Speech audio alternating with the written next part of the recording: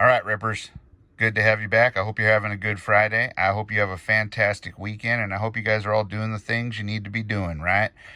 Now, I need to say this to start off with. I am not a doctor. I don't play one on TV. However, I do like to play doctor. But that's a different story and a different video for a different time. I like sharing things that I see and things that I read, and things that I hear firsthand, right? And even then, you should be doing research, and that is the point I'm trying to make here. We all should be doing research because you'll hear and read things that you think you got it, but you missed something, right?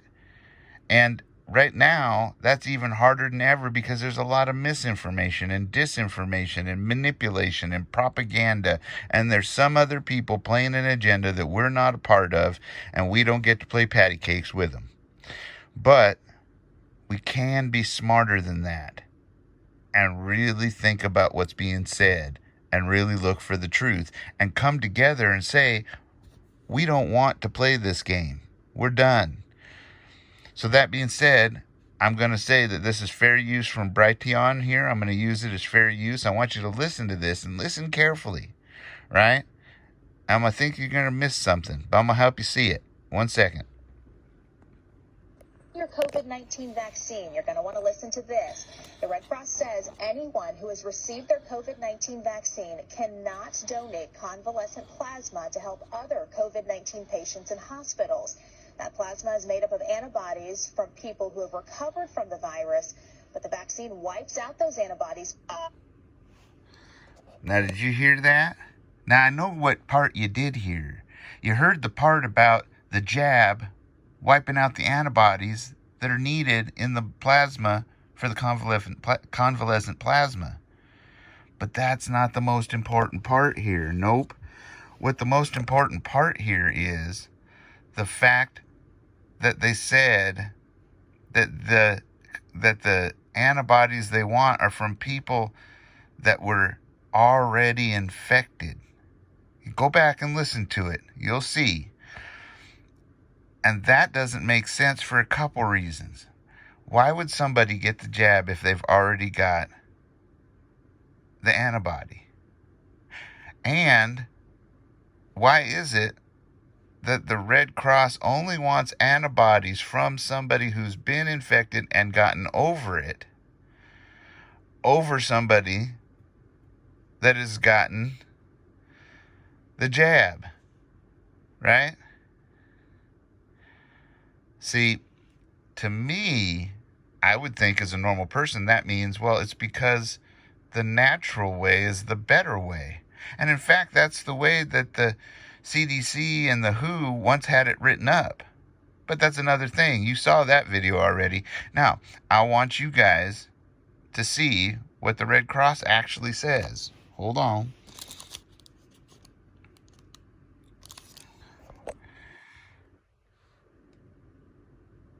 Gonna take just a minute here. There we go. Okay. See if this works.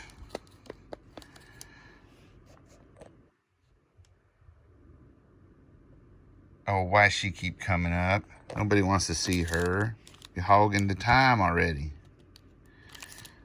I want to see the Red Cross.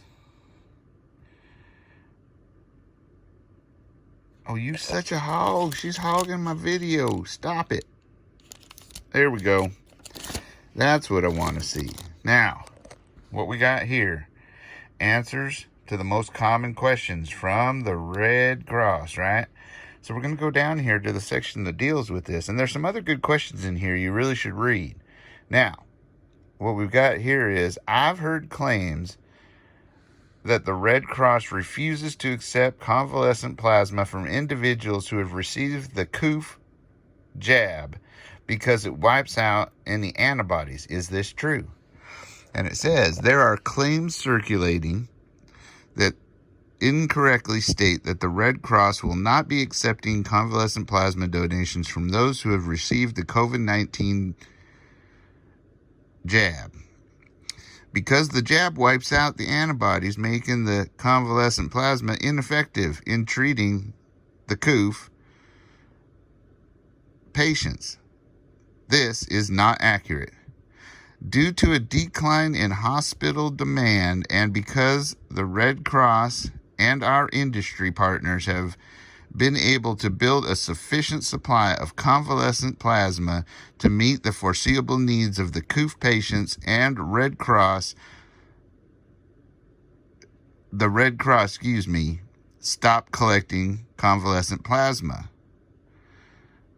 completely on June 14th. Now, what I'm going to say to this is first off, have you ever heard of the Red Cross stopping collecting blood or plasma, period? Oh no. Once you've gotten a poke, you know that you get text messages and emails and everything saying we are in dire need.